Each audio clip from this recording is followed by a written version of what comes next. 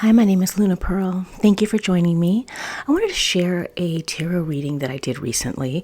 You'll notice I am not pulling the cards on camera. I don't normally share my tarot readings. This one has stuck with me though. I actually did this reading a little over a week ago and I haven't really been able to clear my table. So I thought that I would share it here with you all and see what you all think. I did this reading in relation to the missing persons case of Sebastian Rogers. He's a 15-year-old boy who went missing from his home in Hendersonville, Tennessee, and was reported missing on Monday, February 26 by his mother. Sebastian lived with his mother and his stepfather in the home. His biological father lived not too far away, in another sort of area that's sort of a suburb to Nashville, as Hendersonville is. And his father was at work all night. His biological father was at work all night. He is a corrections officer for the Davidson County Sheriff's Department. So he was working, I believe, in a jail all night. Sebastian's mother says that on Sunday night, she sent him to bed at 9 o'clock, and she herself went to bed around midnight. And when she woke up at 6 in the morning to get him up for school, he was not in his bed. She looked around for a few minutes, and she realized that he was gone.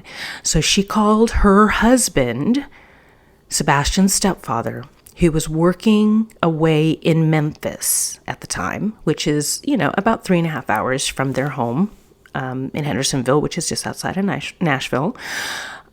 She called her husband, who then called the sheriff. He didn't call 911. She didn't call 911. But he called the sheriff and texted the biological father, asking him to call him, which he did.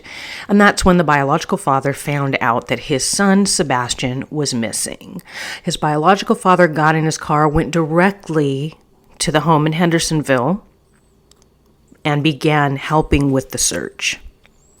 What we know, or what we've been told by Sebastian's mother, is that he left in the middle of the night, possibly wearing black pants and a black shirt, possibly carrying a yellow flashlight and wearing his glasses. She also said that all of his shoes were accounted for.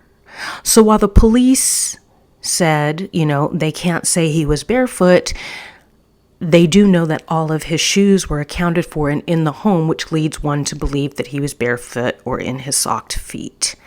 There was no indication or allusion or suggestion that Sebastian might have been wearing slippers or someone else's shoes. That information was not offered at the same time we were told all of his shoes were accounted for. In the interest of full disclosure, I do live in the Nashville area, so I have been extremely interested in this case from the first time I saw Sebastian's face come across my news feed when the Amber Alert went out. Sebastian is a high-functioning autistic teen. So due to his autism, they elevated the missing persons situation into an Amber Alert, and I got it on my social media feed, and when I looked at Sebastian's face in the photo, something absolutely struck me in my soul. And I wanted to know more about this story. And so I have been paying a great deal of attention to the story, which is also what prompted me to share this spread. Because again, I don't normally share my spreads publicly, but this one really stuck with me. I wasn't able to clear it. And as it has continued to sit out on my table, the future has unfolded. And so I thought this was a really good time to share this, especially because it's full of wands and it's moving really, really, really fast. But I want to go ahead and get into this reading. So I shuffled my cards and I held the image of Sebastian in my mind. That is the one that was shared on the missing persons flyer and was taken of him on the Saturday prior to his disappearance. He was at Costco eating some pizza and he looks elated. The joy that is just radiating from his precious face stopped me in my tracks, And that is the image that I held as I shuffled my cards, seeking to understand what happened. I fanned my cards and one stuck right out to me, so I pulled it. And it was the sun. And it was this incredible moment where it kind of took my breath away, because it really does look like that image of Sebastian that I was holding in my mind. And it really offered me a sort of confirmation that I was tapping into the right energy to get this story. Not only that, but as the tarot unfolded, as the story unfolded before me with all these wands, yes, they do serve a purpose in and of themselves, but there's more than one way to tell a story. And this story is told in a certain language that is Sagittarius. I feel very strongly that, this was sort of Sebastian coming with his yellow flashlight to shine a light on this story for me. But the big takeaway with this card, well, there's a couple of big takeaways from this card, actually, is the sun is the truth. The sun comes to shine a light in the darkness. And we see all the things that are hiding. It shows us the truth. There's optimism, there's hope, there's purity in this card. Again, tying me to Sebastian with that optimist shirt on. But it's also telling me that our story begins on Sunday. I know that Sebastian was reported missing on Monday. But our story begins on Sunday.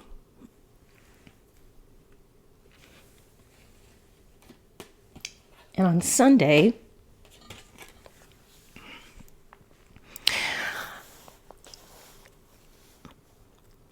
there was an encounter, a crossing, an entanglement with somebody who struggles to keep themselves under control. This is a lack of temperance. This is somebody probably with a temper. This is somebody who was trying or was hopeful of taking different parts of something and putting them together and magically making them work. But they do not have the skill set. They don't have the skills necessary to gently, deliberately, and empathetically take disparate pieces of something, combine them together, and make something new. And the reason why is because they cannot control themselves. Their need for controlling a situation is because they can't control themselves. This is a my way or the highway person. But what I'm really getting from this is a duality. This card is often referred to as male, and then sometimes it's also referred to as female. But what I'm taking away is the androgyny of this particular version of the card that tells me that there's male and female energy at work. There's synergy here. And it's masculine and feminine. It is male and it is female. There's one foot in the water. There's one foot on the land. We've got an emotional component and we have a pragmatic component. We have somebody who's just operating from their rational, what they want standpoint, and somebody who has more skin in the game. There's more emotion tied to somebody else. And that lies at the center of this current story about Sebastian. I'm not here to accuse anyone of doing anything. I am here to translate the story that's been laid out by the tarot based on the cards. So when I say male and female, it may sound like I'm alluding to particular people, but I am not here to accuse anybody of harming Sebastian. I'm here to help highlight the players involved at the heart of this situation, and the players who hold the keys, who hold the answers to this situation. What lies beneath this whole issue with blending disparate parts and people and a need for control is the idealized family. The first thing that I got from this 10 of Cups is, it doesn't have a blue sky. It's got a sort of blue sky. The 10 is one too many. The 9 is the completion of the suit. The 10 is what happens right before you're going into a new cycle. It is an oversatiation. It is an overabundance. It is one too many. The imagery on the card, you notice that house in the background. You can't really see it. It's kind of hidden behind some shrubs. You've got a man and a woman rejoicing in their abundance, but their back is turned. You can't really see what their faces are really saying. You're getting part of a story. This horizontal line on the card indicates that this is a stage card. And whenever you get a stage card, you have to ask yourself if the players are telling you the truth. Is the story on this card the truth? This is the idealized family. This is somebody's desire. This is their hope and dream. This is what they aspire to. This might be what they promote or project, but it is an ideal. And the story that they are actually living is very different than the one that they're pretending to live in the cards, where everything is lovely and everything is balanced and moderated. This is followed by what just happened in the past. And I believe that because of this wand, because it's a wand, I do believe that something happened very, very quickly. On Sunday, with whomever or whomevers struggled to moderate. I feel that there wasn't a plan or much of a plan. Something came together very quickly. Something happened very quickly. I don't know what that is, but something happened very, very quickly. Some sort of activity, perhaps a lack of moderation, perhaps an issue with the temper. Because of the castle in the imagery, I'm getting a lot of home or related to home or in, at, near, or around the home or a home, but I am getting the home, Sebastian's home. Again, I'm not here to accuse anyone of having done any specific or particular thing. I'm saying whatever happened to Sebastian happened on Sunday, and it happened in, at, near, or around the home he was in. The crowning card here is the Ace of Cups. And immediately I was drawn to the tears and the gray sky in this card, but also understand that these are counterpart cards. And that goes further to confirm the duality of this card. I believe that there's a man and a woman, just like there's a man and a woman here. And because these are both ones, and this is a one, I believe there's a man, a woman, and a child. I believe that that is the representation of the players in this story. Again, I'm not here to accuse any one person of doing any one particular thing. I'm saying that there is a man and a woman. They are related to the family or the home in some way, shape, or form. This could possibly be the parents in the home, but it could be other people, a man and a woman who are related to or like family members or spend a lot of time there. But that's not really what I'm getting. Especially with this card, I get a lot of fertility. I get a lot of the mother connection. And I'm sorry to say that. Like, I don't take any joy in actually saying that. It's a terrible thing. It's a terrible thing. But that's what I get. That's what I'm getting from the cards. This is what I'm feeling intuitively. I'm feeling seeds of love that failed to grow or sprout. I think there was an expectation of speed here that somebody ran out of time or ran out of patience, that the seeds of love weren't given opportunity to grow.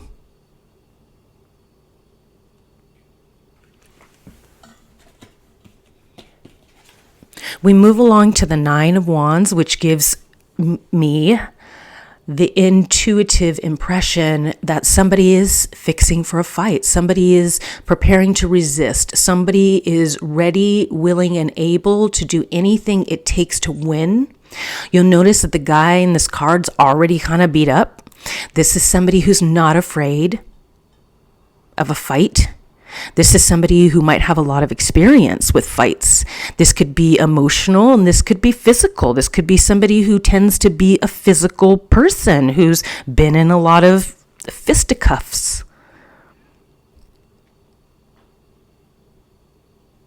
But really, when I'm looking at this card, I get a strong feeling that we are talking about something else. We are talking about a different kind of battle. And I believe that the people or persons involved are going to defend themselves with every ounce of their being. We are not dealing with people who are going to admit any involvement or any knowledge. It is not going to come easy.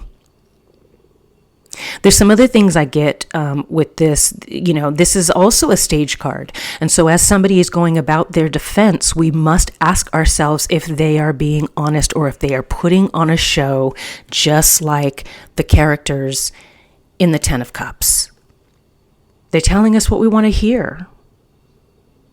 But they're going to stick to that story. The story is not going to change. Not with this guy, anyway. And I see a man and a woman. But I do see control, and I see that in the man. And I want to sort of clarify that. I see sort of two people on a somewhat equal footing. I see the female in the cups and I see the male in the wands. These correspond with each other, these two cards right here. And I'm very clear that that is a 3-person unit. And I feel very, very strongly that we're talking about a parental unit. And I do feel strongly that it's associated with the home that Sebastian lived in. So you can take from that what you will. I believe these people are putting on a facade. They're telling a story that they want everybody to believe. But in fact, there was one too many in this family. There's bickering.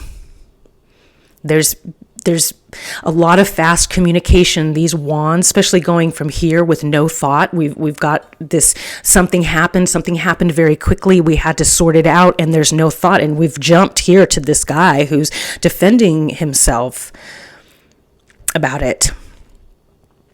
There's a lot of fast moving communication. This is, the internet, right? Text messages. There's a lot of fast communication, and I think it's very, very, very important that we pay attention to every word that is being communicated in relation to this case. Because there's a lot of fast talking. And if you're not paying attention, fast talkers know what they're doing. They're usually gaslighting you.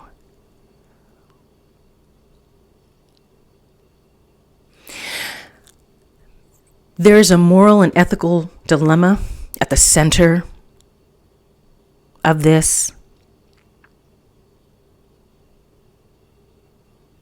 There is a reckoning coming, a karmic balance is needed in this situation. This is not the judgment card. This is not, man judging. This is karmic. This is universal. This is cutting through the lies to get to the truth. And this is bringing things into balance. So we have this isn't balance. This is moderation and synthesis. But they're very closely connected. It is all about keeping things under control, keeping things balanced, and not going to extremes in our methods or, with our imagination and with our behavior. I feel that there is somebody related to this case, possibly standing slightly outside of it, but it's somebody very closely related to this case, could be one of the people inside of it, because there's somebody here who's holding some purse strings. And it does speak to a man who's worked for their abundance. Somebody who's put in the work. They go to work every day. This is not a windfall card. This is somebody who's built something and they've learned how to do something and they do it really well. But I also get a lot of feminine energy out of this. Intuitively, I'm being pulled towards a feminine energy. Again, with the home in the background, this King of Pentacles likes to use what they've earned to take care of their home and family and the people that they love. It is a good thing, right? Except that there's, some people do that and there's something to be owed. It's not without condition. And this is a controlling person. This is somebody who utilizes money to control situations in their life as well as people. I'm getting a man connected to a woman. So the woman could be somebody who has the attributes of the King of Pentacles, somebody who is the breadwinner, who's a caretaker of the family, and who takes care of the people they love and their home and family with what they've worked for. It could be that this person is the man in this situation and it's all pretend. Success is pretend. It's pretend. And it could be pretended for the sake of control. And it could be pretended for the sake of control over the other person in the relationship.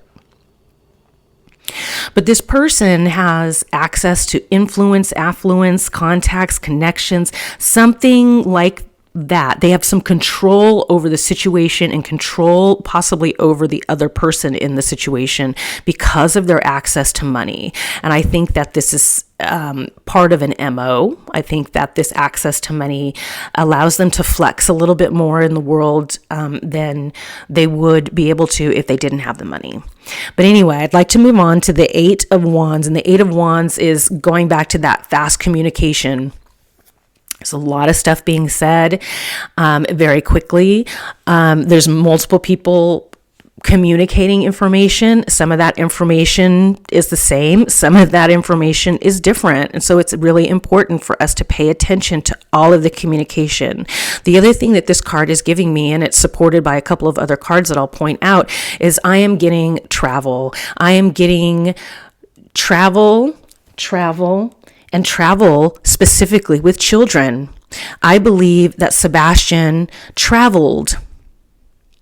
I believe he traveled to a place that is in, around, or near water. I believe the key to finding out what happened to Sebastian may lie in, at, near, or around water. I get that water there in Temperance with the 1 foot in. It's almost like pointing with its foot into this water. But I have had this intuitive feeling, this intuitive pull towards something blue wrapping Sebastian. And I was kind of bringing it into mind, sort of wrapped in a blue blanket. But when I pulled that 8 of Wands, it occurred to me that the blue I was feeling was probably the water, that he was wrapped in the water. And this card just really confirms that, because it's travel, it's fast travel, set in, maybe, to a place at, in, near, or around water. I want to point out the water there too. I think water is a big theme here. It might have a close connection or relationship to the 2 people represented in this card, the man and the woman represented in that card, the man and the woman represented in that card. There may be some very strong associations with water. And that, just from an intuitive standpoint, when you're looking at the sun and you're looking at something that might contain a lot of wetness or water, the sun evaporates water. So somebody might have been feeling contested. Somebody might not have liked feeling challenged.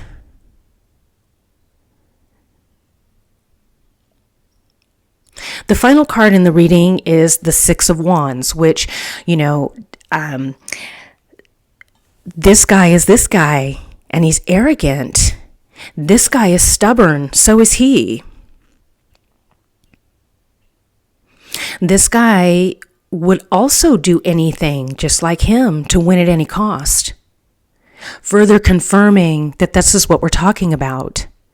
This is somebody who will betray you to win. And I believe that's what they did. I believe that there is a deep betrayal in this story. And I believe that they're willing to make up a lie to cover up that betrayal in an effort to promote the idealized family. I also feel that there's probably a lot of bickering going on in the future. But I do feel that there is a masculine and feminine energy, and that in this part of it, they're really, really close to being equal. But a couple of things I want to point out. One I already did, which is my feelings about water and traveling very quickly to an area at, near, in, or around water. The close associations with home, the opaqueness of the home in this one, coupled with the 1 too many, is really sending me signals. The home in the background here, to me, just strengthens this. It was an idea, an ideal that they get to. But they didn't get there because the seeds of love never sprouted. There's grief in that Ace of Cups and ties to the mother in that Ace of Cups. There's also a whole bunch more water in the Ace of Cups, crowning this situation and giving further credence to my intuitive thoughts that water plays a significant role in this story. The last card I'm going to pull is my quintessence card, which is, I use it as a distillation of this whole entire reading. It's sort of the one card that actually represents it and gives it gives some confirmation. It gives a little bit of dignity to the reading. And I kept it upside down because it's a pretty shocking card. And again, I am not here to accuse any one particular person or persons of having done anything specific to anyone else. I am here to tell the story that the tarot has laid out for me.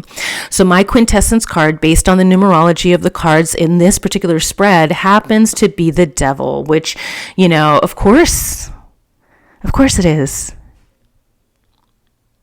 Of course it is. In ancient versions of the Ace of Cups, there are serpents on that cup because the devil's in the details.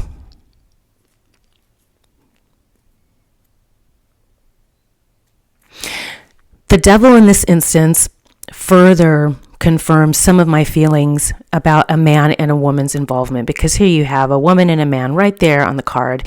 But not only that, the devil is often depicted as the character Baphomet, which is a little bit different than this sort of all masculine sort of Judeo-Christian version of the devil. Baphomet is actually a mixture of human and beast, and man and woman. It has a goat head and has a female torso, and it has a male sort of animal body with haunches and, male sexual organs. So you get, and wings, of course, because you can't leave out the wings. But it is that shadow of the man and the woman who are in the cards. Not just a masculine figure, but an actual mixture, just like Temperance. What you'll notice about this card is these people, they're chained, but their chains are loose. And this depicts the fact that we have given ourselves over to something dark. We are giving in to extremes. This card often points to addiction. I don't know anything about Sebastian's world, so I don't know if the people involved in this story are drinkers or drug users.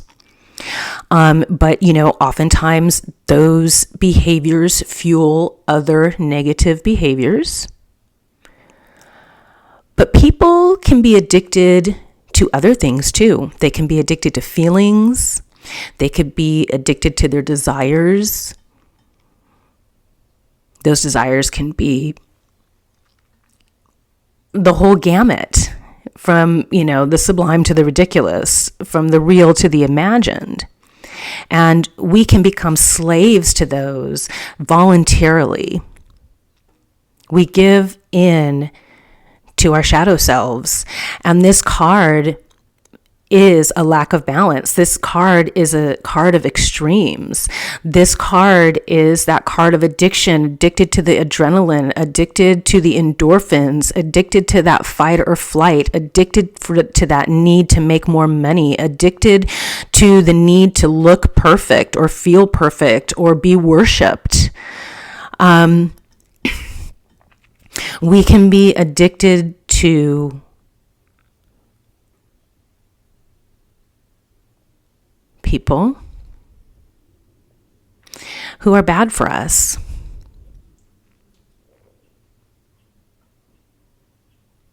Maybe they're not bad people, but they're bad for us. We can't get to a place of proper temperance. There's no moderation sometimes when you have two people who are willing to go to extremes, or allow each other to go to extremes, or push each other to extremes, or all of those things.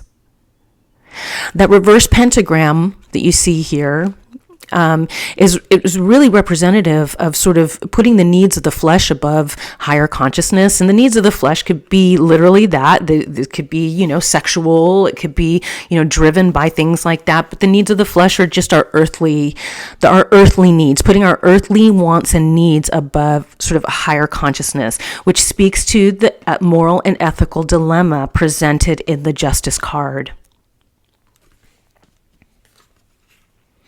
These are people who are addicted to the dysregulation,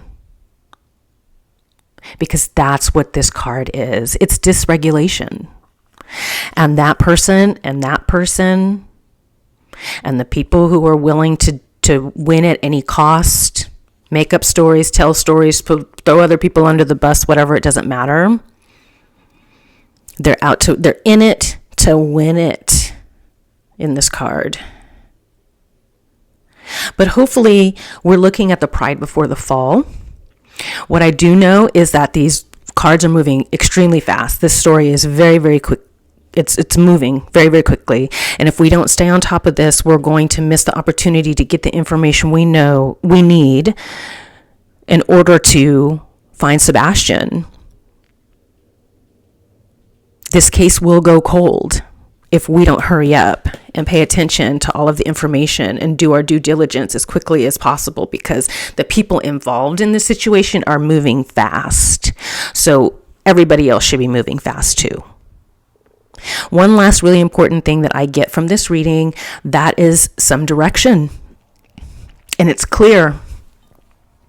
There is a compass here, and these 2 compass points are south, and those 2 compass points are west.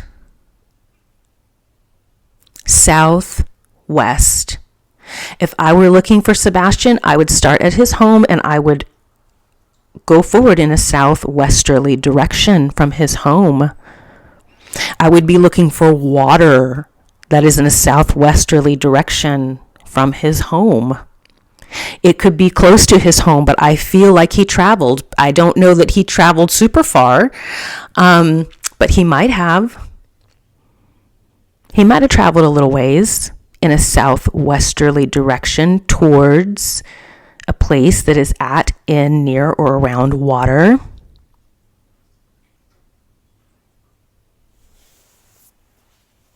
At the end of the day, what I would really, really like is for every one of us to take the time to meditate on the Sun card. In honor of Sebastian, I really want to try to help raise the vibration so we can get him back. He deserves that. He deserves that. Thank you.